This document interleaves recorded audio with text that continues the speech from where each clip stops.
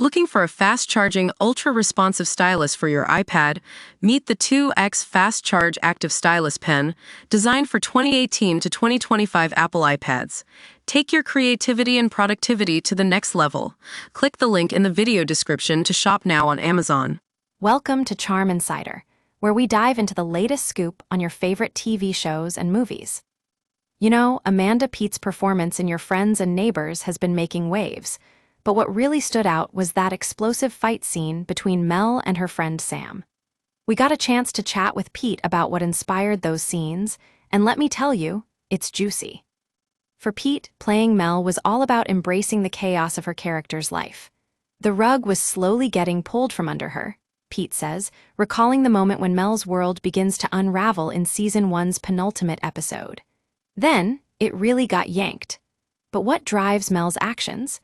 According to Peet, it's a desire to sublimate her personal dissatisfaction and suburban ennui. That she's lonely and living in an empty American dream dynamic, Peet explains. Yeah, that rings true for many of us who have felt like we're just going through the motions. And when you're depressed, you feel unseen by everyone, it's a real thing. But Mel also feels simpatico with Sam, but is she kind of untethered? It turns out, Peet has experience with friendships that are more about gossip and groupthink than genuine connections. I think some friendships survive on. Gossip might be something you dip into, but it's not what the friendship is propped up on.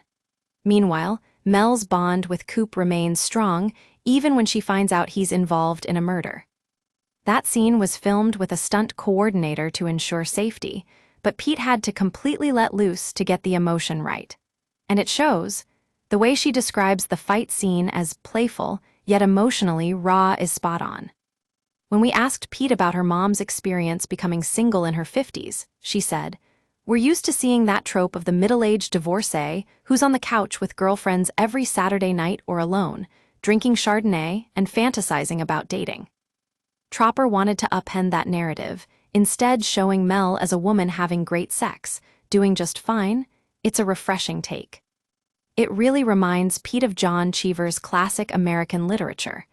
You're told that if you follow these steps, you can have the American dream, she says, but when you take those things away, well, that's when reality sets in.